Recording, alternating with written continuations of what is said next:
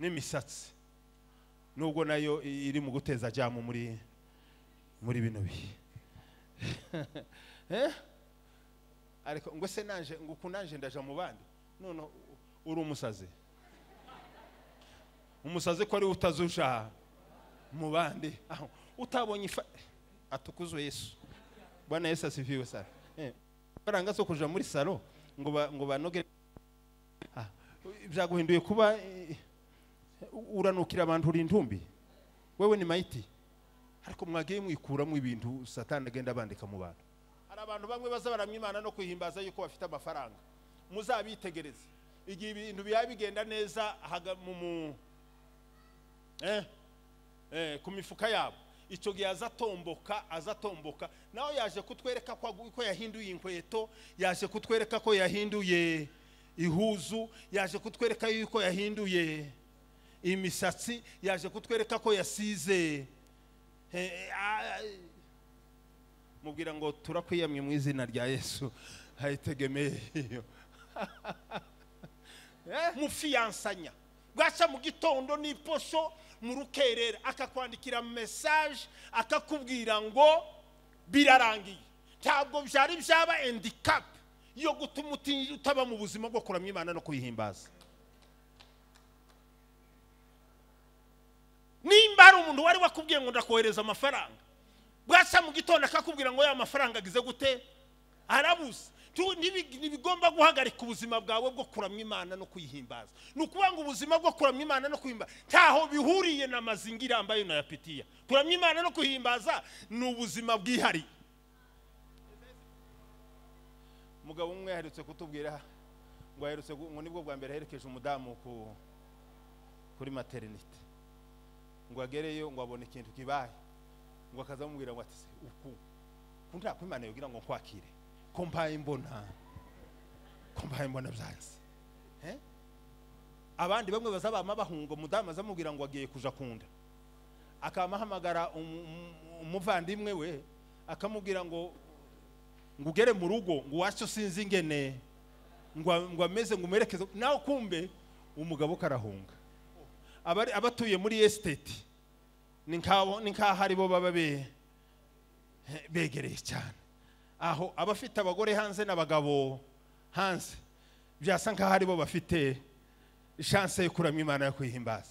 Ariko no muri ese ni ghetto ghetto no muri ghetto ntiraba imbogamizi yo kutaba mu buzima bwo kuramya Imana no kuyihimbaza. Ariko duheze cyubahiro haya biserukano ku kanwa ibanza gutikinga isoko bihaye bivamo mu mitima yacu. Iyi soko ari ribi ntiryashobora kuvamwe amazi meza, ariko isoko yari ryiza byanga byakunda n'amazi nayo yaraba meza. Turi kumwe nimuvuge ngo dushimiye Imana iduhaye kuba hano uyu munsi kubwo umugambi wayo no gushaka kwayo. Imana yatuboneye umwanya twebwe abari hano bavuye ahantu henshi hatandukanye ndetse n'abariko badukurikirana kuri ibi byuma koranyambaga. Turavuze ngo Imana yabikoze icubahiro no guhimbazwa nibi byayiteka ryose. Twongeye kandi gushima no gushimira ubutumire twagejejweho ni ritorero ariko binyuze mu itsinda y'abaririmbyi.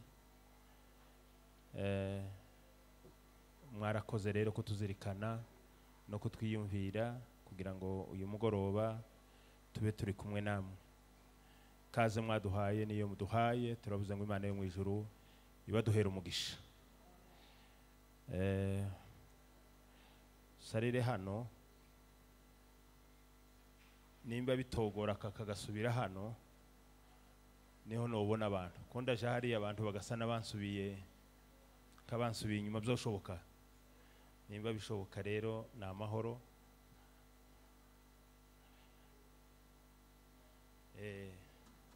Hano rero biramfasha kubona abantu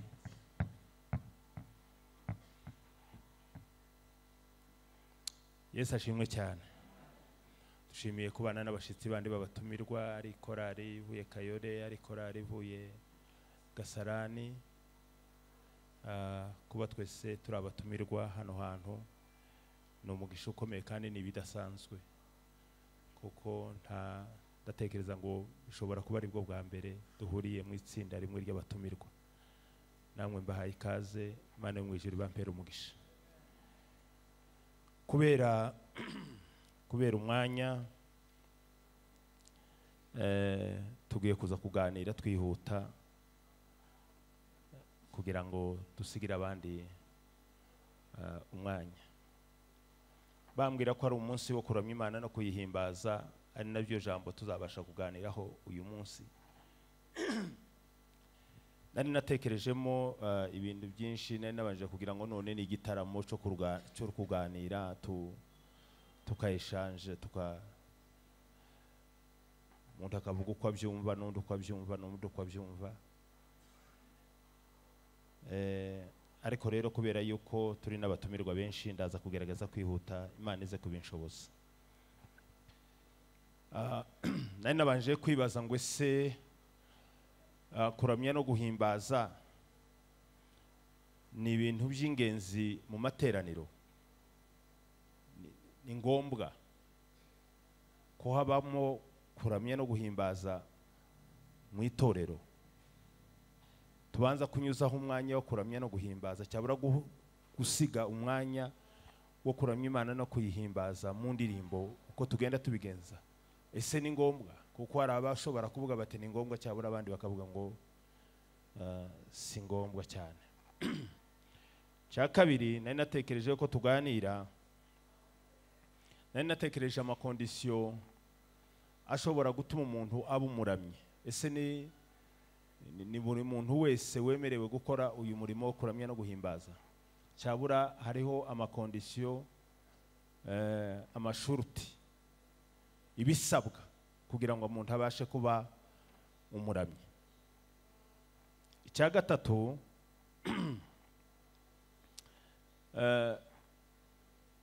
kwari ukwibaza ngo ese indirimbo mu materaniro ni ngombwa? Bantu banza kuvuga ngo nimunyuze w'indirimbo, ni ngombwa? Nta materaniro yobaho abantu badashizeho indirimbo. Indirimbo ni ngombwa. Cya gatanu,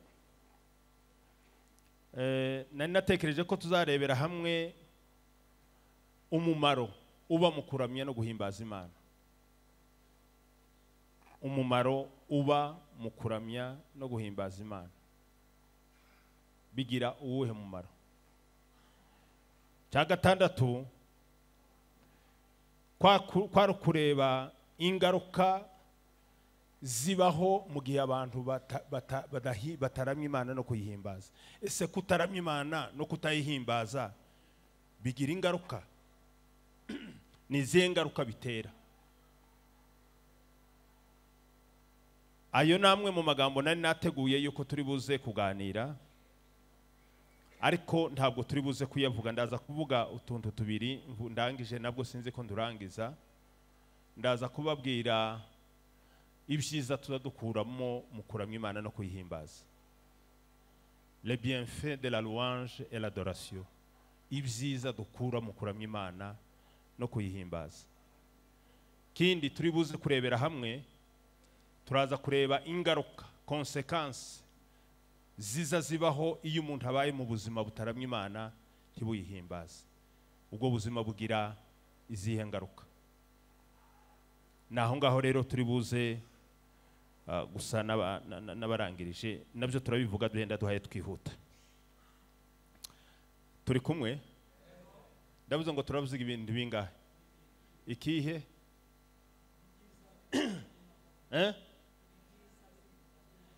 Ibyiza biba mu kuramya Imana no kuyihimbaza. Icya kabiri, ingaruka zibaho mu kutaramya Imana no kuyihimbaza. Hari igihe umuntu azayicara gusa akavuga ngo ntacyo bitwaye, byanga byakunda, uzagira consequence. Byanga byakunda, wo bishaka utobishaka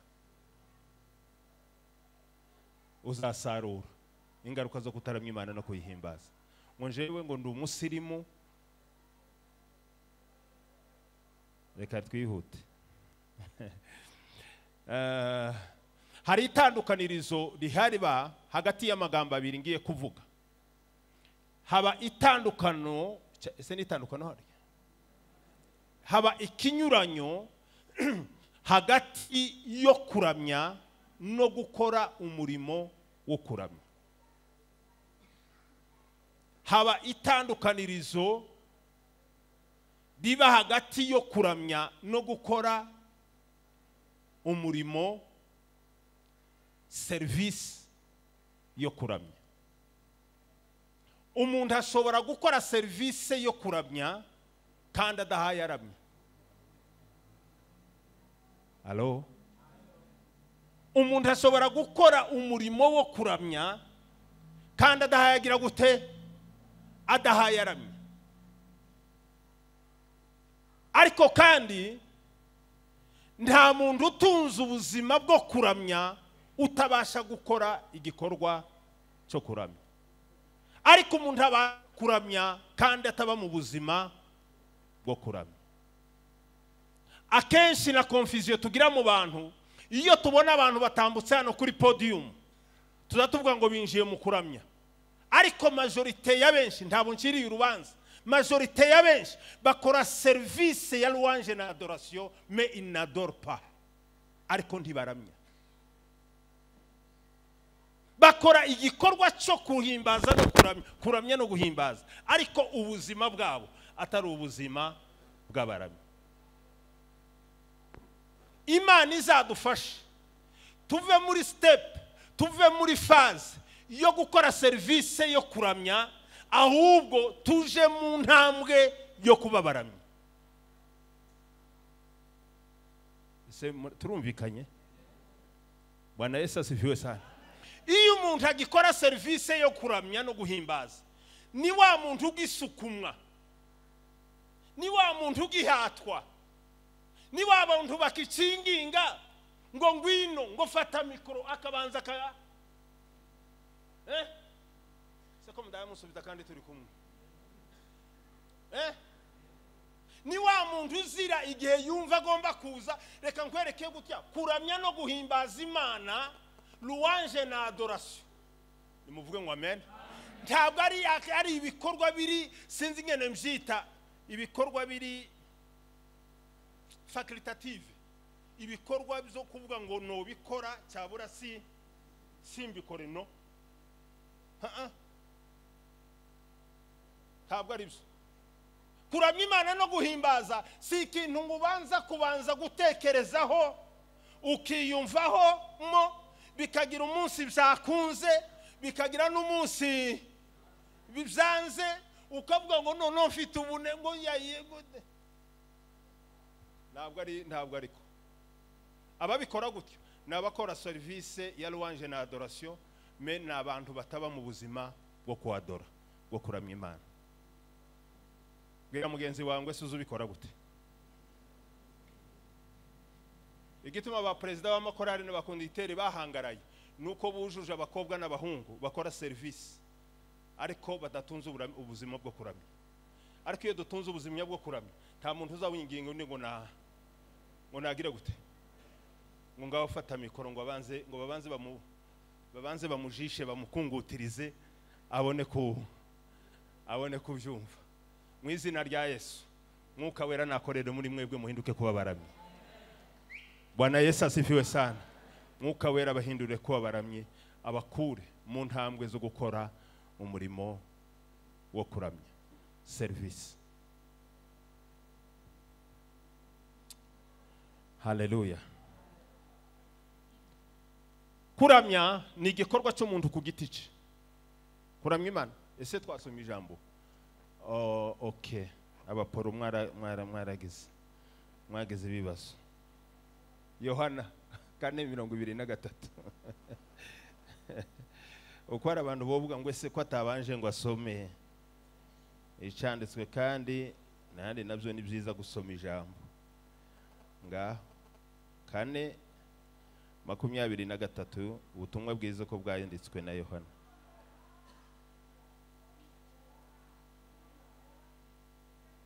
Ninde wahabonye nasome yihuse?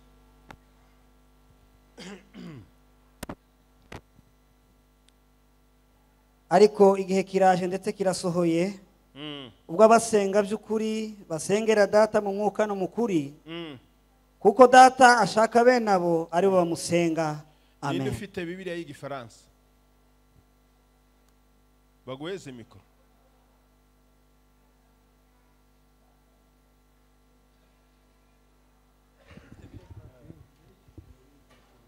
Haniho baravuze ngo nugusenga kuko abasenga data mu kuri no mu mwuka. 4:23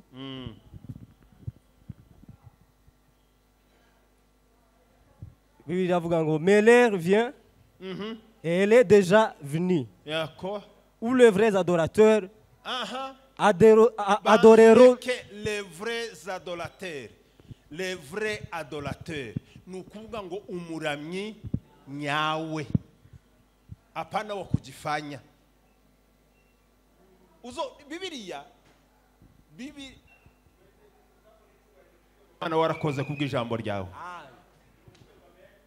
Amen. Twongere Bwana Yesu asifiwe sana. Hallelujah. Twongere Bwana Yesu asifiwe sana. Hallelujah. Kumbe hari abaramyi batari bo. Nukwanga iyo bivuze les vrais adorateurs biba bivuze ngo ya des faux adorateurs. Ibyanga byakunda nukomeza. None wewe uri mu yekaro. Uri mu kaye kabwate. Abaramya data by'ukuri. Bagomba kumuramya mu mwuka no mu kuri. Aravuga ngo kuko data ashaka yuko abo ngabo ari bo bamuramya. Narimbabwe ngo igikorwa cyo kuramya gihera mu mutima w'umuntu. Gihera ku muntu ku giti ciwe. Ntabwo dutangira kuramya yuko twageze hano kuri podium. Kuramya ntabwo kuza gutangirira kuri mazabaho. Kuramya gutangirira muri wewe. Iyo kuramya kutari muri wewe nta kuramya kuri hano. Ese ko muranumva? Nimuvuge ngo amen. Hano tuba tubaye twumva amajwi gusa aya tambuka. Kuramya nyako guhera ku muntu ku giti cye. Buryo uza wicara ukaza wumva umutima wawe urazamutse wiconnectinze nijuru. Ukaza wumva Imana ko muraganira nayo. Ukaza ubona ubwiza bw'Imana, ukabona kugira neza kw'Imana, ibyo byose ukaza mu materaniro ari byo uhaye wumva. Wagera mu materaniro akaba ari byo ukomeza kumva hagati muri wewe. Ngabo abaramyi nyawe bihera kuri wewe. Ntabwo bihera muri repetition. Bihera kuri wewe. Nimuvuge ngo amen. Kuramya no guhimbaza ntabwo bireberwa mu matsinda. Kuramya no guhimbaza bireberwa ku muntu ku giti ciwe. Igihe amatsinda ashobora kubaho tukagera melody nziza n'injana nziza, ariko dufite Croix Rouge muri twebwe yuko nta gikorwa cyo kuramya duhaye dukora. Kubera iki? Yuko Imana, nimuvuge ngo amen. Twongere Bwana Yesu asifiwe. Mbere yuko yapruva yemera itikinga ibihaye biserukano ku kanwa, ibanza gutikinga isoko bihaye bivamo mu mitima yacu. Iyi soko ari ribi ntiryashobora kuvamwo amazi meza, ariko isoko iyo ari ryiza byanga byakunda n'amazi nayo yaraba meza. Turi kumwe? Nimuvuge ngo amen. Wewe kuramya no guhimbaza uzubihera he? Reka ntambuke.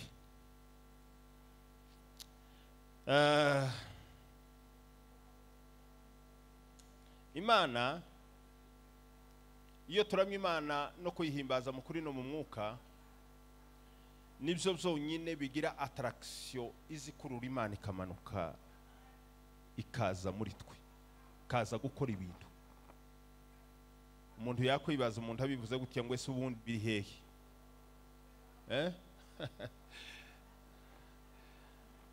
Bwana Yesu asifiwe sana. Hari iyo turirimba tukaramya Imana no kwihimbaza bituma ibikorwa by'ubumana bigaragarira bigaragarira harya hantu duhaye turamiriza Imana tukayihimbaza. Bituma imirimo y'Imana igaragarira hagati muri twebwe, bituma ibikorwa by'ubumana bibasha kugaragarira, bikaba ari ibintu biri visible, biri palpable. Iyo abantu baramije Imana mu kuri no mu mwuka, ndaza kubibabwira. Nimuvuge ngo amen. Twongere Bwana Yesu asifiwe sana. Ubwiza bw'Imana buza bw'imanifesta, abantu bakabubona hagati muri twebwe, bakabona Imana ihaye igende kora imirimo itangaje. Iyo twinjiye neza mu mutima wo kuramya Imana no kuyihimbaza.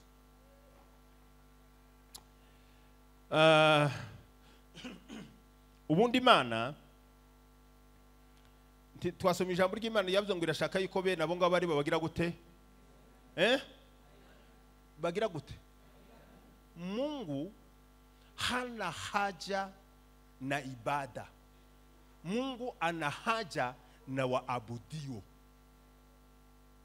Ese Kiswahili nkigeze mu Imana ntabwo izitwara umwanya cyangwa ngo itwarwe umwanya n'amateraniro, ahubwo izitwarwa umwanya n'abateranyi. Nibyo cyabura sibyo? Iyi korari muyitiye ba mama, bamwe abagabo, Good News Choir. Kuriya ngo ibyo ngibyo byo kama biyatira Imana. Imana iziza igaprojeta muri mwe, ikavuga ngo ese iri zina bitwa niryo bari ryo.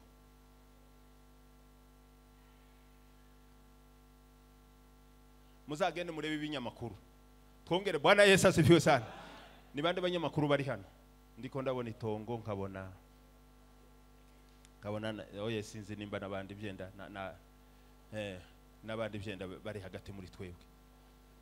Abanyamakuru iyo bashaka ngo inkuru yabo ize gukurikiranwa, bazaba yambika ikijambo, waja kuri YouTube wareba gutya ikintu yanditse, ukamugira ngo none ngo harimo amakuru. Kera ukabugize gute? Waza kwinjira indani,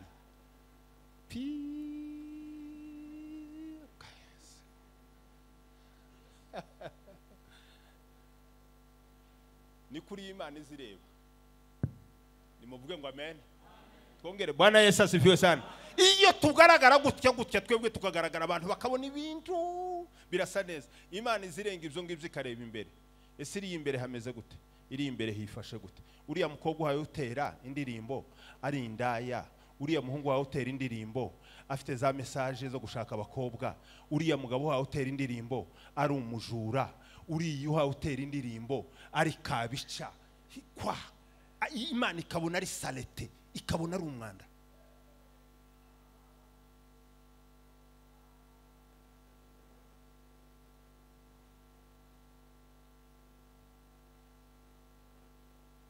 Twebwe hano tugashuha, tukavuga ngo iyo ndirimbo nimugire gute? Ngo nimuyisubiremo. Imana ihayivuga ngo nimumve imbere yemwe mwankozi zibibimwe. Niki muhaye mukora aho ngaho? Niki muhaye muvuga aho ngaho?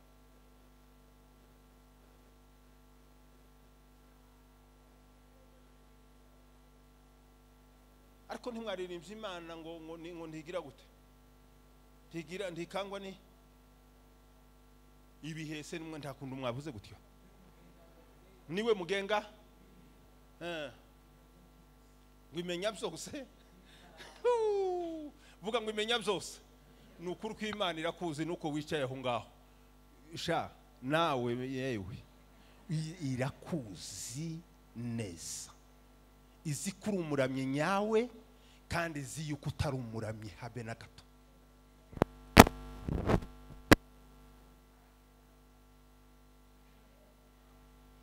Nimuvuge ngo amen. Yavuze ngo mubayiramya gutyo ngo nibo data azashaka ko ari bo bagira gute? Abaremye. Nari mbabwiye ngo Imana tishaka ko sindavuga gute mwokagira Imana. Imana ntikeneye ibada ya kuabudu na kusifu.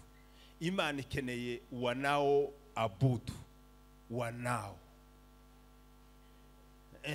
abo barami niba Imana ishaka.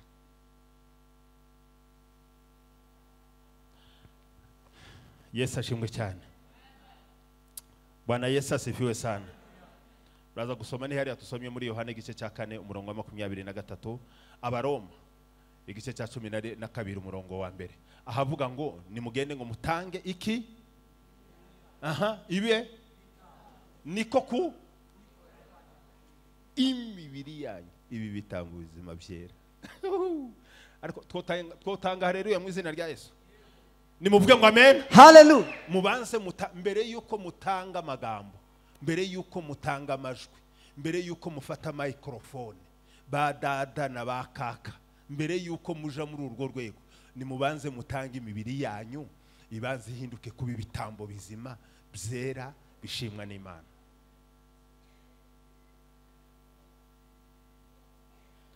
Ese mwavuze harya ngo yikorari ni yiharya?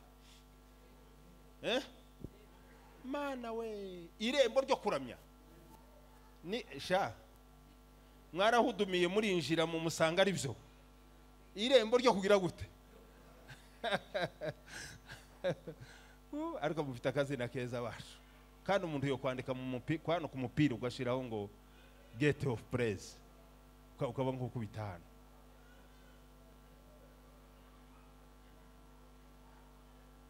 Nimuvuge ngo amen.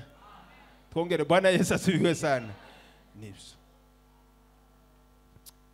Mubanza mutange imibiri yanyu mbere yuko mufata microphone, mbere yuko muza muri practice, mbere yuko mwambara uniform z'umweru, nimubanze muhindura imitima yanyu ibe umweru. Mbere yuko dusirimba tukitera hejuru, nimubanze mutange imibiri yanyu ibi bitambo bizima. Ariko twaheze isi cyubahiro. Nimuvuge ngo amen. Hallelujah. Niko kuyikorera kwanyu gukwiriye. Reka nihuse. Abaheburayo 13 umurongo wa 15. Ubundi kuramya Imana no kuyihimbaza ni igikorwa kitarangira. Ntabwo ari igikorwa dukora nk'iyi minute tubashe gukora hano ngo bizibe birarangiye. Kuramya Imana no kuyihimbaza ni igikorwa cy'ubuzima bw'abizeye. Ni igikorwa tujana muri materiyo hariya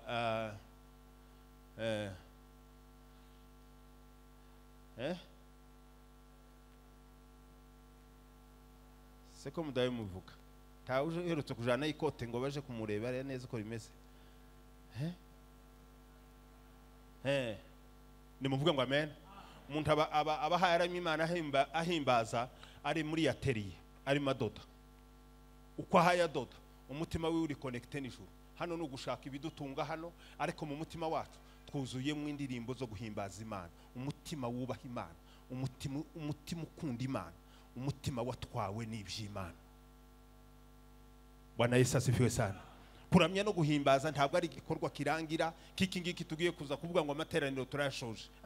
Kuramya Imana no kuyihimbaza ni ubuzima bwacu bwa buri munsi. Umuntu arimo yoza amasahani, umuntu ari kwakoropa mu nzu, umuntu aryamye ku buriri yiroroshe, aba mu buzima bwo kuramya Imana no kuyihimbaza. Ni igikorwa cy'ubuzima bwacu bwose bwa buri munsi. Hallelujah. Twongere hallelujah. Zaburi ya 59 umurongo wa 16. Ibi nibyo Dawudi yagiye yakora mu buzima bwiwe, na Zaburi 114 umurongo wa 1 ndetse ukageza ku murongo wa 2.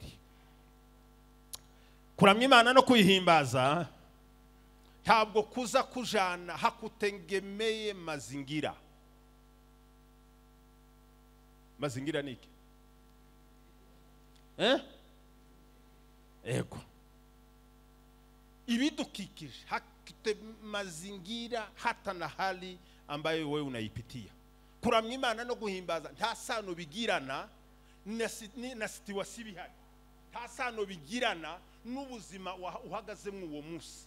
Nimba uri muri krizi ngana gute, ntaho bigirana ubusabane no kuramya Imana no kuyihimbaza. Bivuga iki? Tugomba kuramya Imana ibintu byaciyemo n'igihe ibintu bitaciyemo. Tugomba kuramya Imana abantu batuvuga neza cyabura batuvuga nabi. Tugomba kuramya Imana mu gihe dufite amafaranga n'igihe tudafite amafaranga. Tugomba kuramya Imana mu gihe turimo turira cyabura igihe duhaye duseka. Nukuwa ngo kuramya Imana no kuhimbaza hakujalishi mazingira ulinayo yapitia. Ibihirimo ntabwo bihuriye no kuramya Imana no kuhimbaza. Hari abantu bamwe bazabaramya Imana no kuhimbaza yuko bafite amafaranga. Muzabitegereze. Igihe ibintu bigenda neza ku mifuka yabo, icyo gihe azatomboka nawe yaje kutwereka ko yahinduye inkweto, yaje kutwereka ko yahinduye ihuzu, yaje kutwereka yuko yahinduye imisatsi, yaje kutwereka ko yasize. Mubwira ngo turakwiyamye mu izina rya Yesu, hayitegemeye. Heza Yesu cyubahiro. Bwana Yesu asifiwe sana. Kuramya Imana no kuyihimbaza ntabwo kujana na situation uhagazemo. Umuhungu mwari mufiyansanye, ese nukugira ute? Mufiyansanya. Bwaca mu gitondo n'iposho mu rukerera akakwandikira message akakubwira ngo birarangiye. Ntabwo byari byaba handicap yo gutuma utaba mu buzima bwo kuramya Imana no kuyihimbaza. Nimba ari umuntu wari wakubwiye ngo ndakohereza amafaranga, bwaca mu gitondo akakubwira ngo ya mafaranga agize gute, arabuze. Ntibigomba guhagarika ubuzima bwawe bwo kuramya Imana no kuyihimbaza. Nukuvuga ngo ubuzima bwo kuramya Imana no kuyihimbaza ntaho bihuriye na mazingira ambayo unayapitia. Kuramya Imana no kuyihimbaza ni ubuzima bwihari. Ese cyubahiro. Nimuvuge ngo amen. Bwana Yesu asifiwe sana. Ariko Imana yagize neza abacu. Musarire iyo bitaza kuba gutyo, abari mu mazu yabo biyubakiye badakodesheje nibo baba bari connected cyane. Sinka ko bibe bimeze aho abatuye muri estate ni nkaho ari bo baba begereye cyane. Aho abafite abagore hanze n'abagabo hanze byasa nkaho ari bo bafite chance yo kuramya Imana yo kwihimbaza. Ariko no muri ese ni ghetto,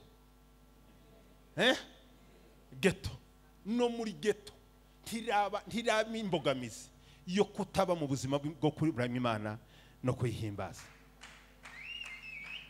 Ariko duheze ese cyubahiro. Haleluya!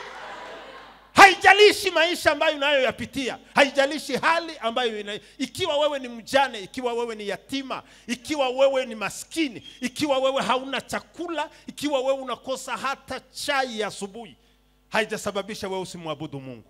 Kuramya Imana no kuyihimbaza ntaho bihuriye n'imyambaro, ntaho bihuriye n'ibirato, ntaho bihuriye n'imisatsi. Nubwo nayo iri mu guteza jamu muri bino bihe. Ariko ngo se nanje ngo kunanje ndaja mu bandi, none uri umusazi. Umusazi ko ari utazusha mu bandi, aho utabonye atukuzwe Yesu. Bwana Yesu asifiwe sana. Baranga so kuja muri salo ngo banoge byaguhinduye kuba uranukira abantu uri intumbi. Wewe ni maiti. Ariko mwagiye mwikuramo ibintu Satani agenda bandika mu bantu. Nimuvuge ngo amen. Twongere Bwana Yesu asifiwe. Ibyo byozinywe igitaramo cubakitse hagati mu muntu mu mutima. Kwanza siku iliyopatana na Kristo haukukuwa na nywele hiyo. Tiwari uzi yuko na saro zihaba. Umunsi mwahuye na Kristo. Siko ba?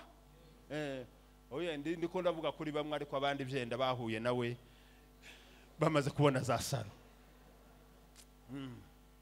Hiyo haiwezi kuwa sababu. Ndiye bari impamvu. Atukuzwe Bwana wa majeshi. Oh haleluya. Hari bibazo ibyo ngibyo muraza gusoma Habakuki igice cya 3 umurongo wa 15 ugeze ku murongo wa 16. Yaravuze ngo nubwo imitini itagira gute, tugahingira busa, amasho akagira gute, ngo igikurikiye niki. Inza ntekereza n'ubu nariko ndisoma, nariko ntekereza ngo none Habakuki, nariko ntekereza ko yacisha uruto ijosi.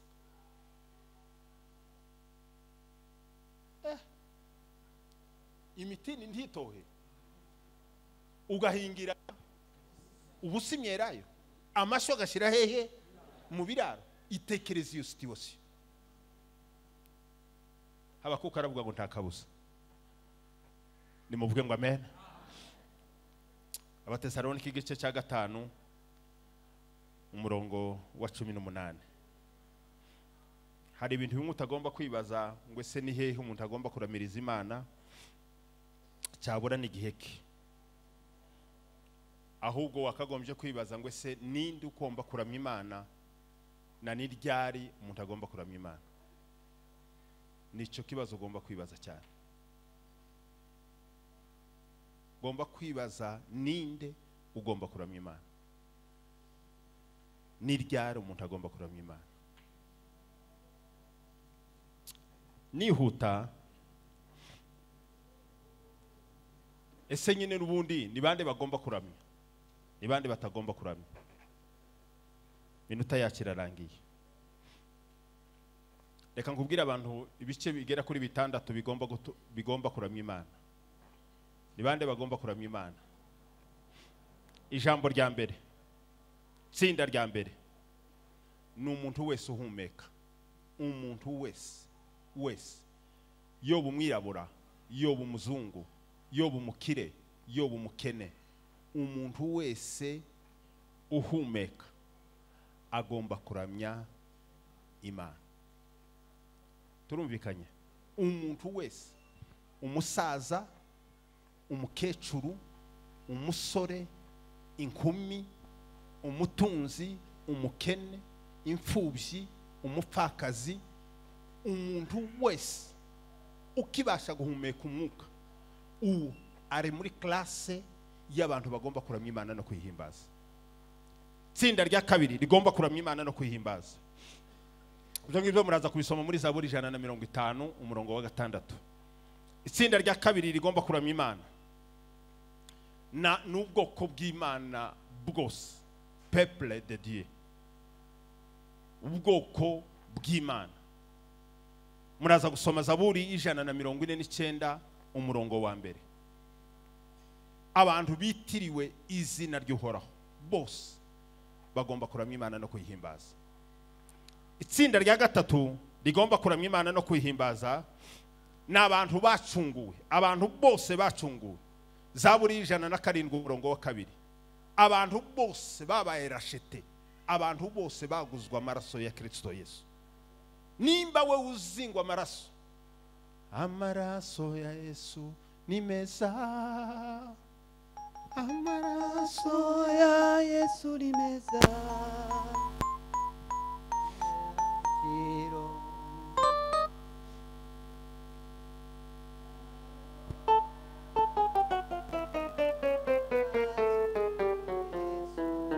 Umuntu wese urekonesa yuko amaraso ya Kristo Yesu hari icyo yakoze ku buzima bwe. Umuntu wese, nimuvuge ngo amen. Bwana Yesu asifiwe sana. Umuntu wese, hari abantu bazavuga ngo ariko ngo kura. Umuntu wese uzi ngo igitonyanga cy'amaraso, sinzi umurini ibyo yavuze ngo cyangezeho ngo numva tugira gute, numva turahuje. Umuntu wese igitonyanga cy'amaraso cyatonyangiye wese yahise yinjira muri system akwiriye kuramya Imana no kwihimbaza. Itsinda rya kangahe? Itsinda rya kane, abagomba kuramya Imana no kwihimbaza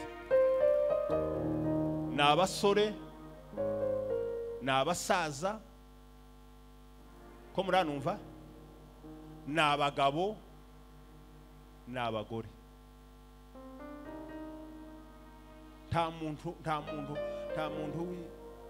abanyamurenge bazavuga ngo nakagarama, ngo nakagarama ruganda. Nta muntu wari, mwaba mama mwe, mwaba kecuru muri aha, nimuvuge ngo amen. Uzi ko ubukecuru n'ubusaza ari umugisha? Nibyo cyabura sibyo? Nibyo. Kuko abantu benshi majorite y'abantu benshi ntabwo bagejeje ku busaza n'ubukecuru. Iyo ubonye rero urakuze, wageze mu zabukuru, urashaje, ntabwo ari ishano, ahubwo n'umugisha wahawe kugira ngo ugeze iyo myaka ugejeje. Rero kuramya Imana no kwihimbaza umukecuru agomba kunyeganyega nubwo atobasha gusimbuka, ariko harya yicaye umutima we ukazubwira Imana ngo Mana niwe ukwiriye, Mana niwe ukwiriye gushirwa hejuru, Mana niwe ukwiriye guhabwa icubahiro, Mana niwe ukwiriye, niwe ukwiriye. Nimuvuge ngo amen. Itsinda rya kangahe? Ibyo ngibyo muraza nanimbabwiye ni Zaburi 148 umurongo wa 12 n'uwa 13. Itsinda rya gatanu ni amahanga yose, amahanga yose. Zaburi 117 umurongo wa 2. Amahanga yose, yose, amahanga yose, ta exception, bose bagomba kuramya Imana no kwihimbaza. Itya gatandatu ni ibyaremwe byose. Zaburi 148 usomye umurongo wa 3 ukageza ku murongo wa 10. Ibyaremwe byose bigomba guhimbaza Imana. Inza kuzigera ariko iminota yanje mikeya iracyarimo, reka nze kwihuta kuri aya magambo. Ni kiza tuba dukura mu kuramya Imana no kwihimbaza. Kuramya Imana no kwihimbaza ni source, ni isoko y'ibyiza tuzatubona mu Mana. Ni isoko iyo abantu binjiye mu kuramya Imana no kwihimbaza, bibahindukira isoko y'ibyiza biva ku Mana bikabageraho. Ijambo rya mbere icyiza tuza dukuramo, icyambere iyo turamya Imana tukayihimbaza, Imana ubwayo, nimuvuge ngo amen. Twongere Bwana Yesu asifiwe sana. Imana iziza ikabana n'abantu. Zaburi ya 22 umurongo wa 3. Bibiliya iravuga ngo Imana ngo yicaye mu mashimwe ya. Iyo abantu bariko baramya Imana no kwihimbaza, presence y'Imana iza yimanifesta ubwo izimanuka, Imana ikabana n'abantu. Nuko ngo kuramya Imana no guhimbaza biza biyatira Imana, biza bikurura Imana. Kavuga ngo ariko ninde mukecuru uzutse kino gihe? Ninde mukecuru haye uvuga no magambo? Ninde musaza? Nimuvuge ngo amen. Twongere Bwana Yesu asifiwe sana. Ninde musaza wapfukama ufukamye kino gihe saa 8 z'ijoro ko mbaye numva umusaza uhayuramya Imana no kwihimbaza? Imana iziza ikabana n'abantu. Iyi Imana ije ikabana n'abantu, hari ibintu bita ibikoreka. Ijambo rya mbere abantu bahita wumva amahoro mu mutima. Nimba wari ufite impagarara zingana gute, amahoro ahitaza. Icya kabiri ibyishimo bizabiza. Icya gatatu uzusanta, uzawumva chaleur y'ubumana aho ngaho, uzawumva ese ni chaleur ni cyari icokere cy'ubumana, ukanezerwa. Turanezerwa ukabura aho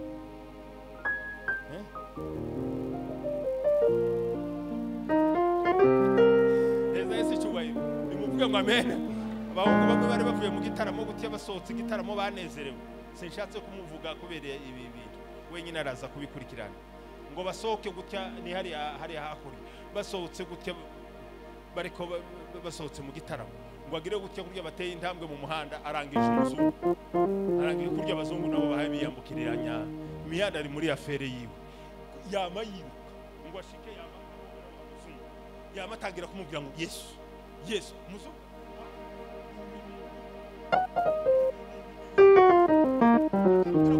Yesu, Yesu. Nimuvuge ngo amen.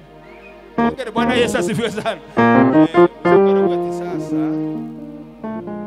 aza kusobanura ati ibintu byagenze neza, nakubonye mbona kugira neza kw'Imana. Nari mbabwiye ngo umuntu azayumva iyo chaleur y'ubwiza bw'Imana igihe turi mu buzima. Icyo ni cyiza. Icya kabiri biza biduheza nuko amahoro azatsimbura kwiganyira. Amahoro azaza agasimbura kwiganyira. Cyabura inquiétude, amashaka. Hari ibintu byinshi tuba tugenda tugiramo amashaka. Abafilipi igice cya 4 umurongo wa 6 ukageza ku murongo wa 7. Iyo duhaye inyungu tuza tubikuramo, nuko amahoro azaza agatsimbura amashaka. Ni iki muri twebwe? Impagarara. Se n'impagarara, guhangayika ko mu mutima. Ariko uzi bagufungiye inzu, baye bakubwira ngo kesho kama ariko abino nabo bagira akaverbe kaza koro bazavuga ngo mzee ngo mbona wongeye uko aba yavuze ibintu abaga kubwiye ati gufura inda rifite ndagenda rifite mu ntoki sika ko bazabavuga ugakarakara ikirere kigatukuye abantu bazavuga ngo ikirere cyatukuye muri cyage iyo winjiye muri mudu yo kuramya Imana no kuyihimbaza nimuvuge ngo amen amahoro azaza kuzura mu mutima ugasa nkaho inzu wayishuye umwaka wose tandeni ufite kubera yuko amahoro ya Kristo yaje akuzura mu mutima wawe kuyama igenketi igahitirangira kandi reka nkubwire kizirangira gusa Imana iziyopera igitangaza Imana nimuvuge ngo amen amahoro Yesu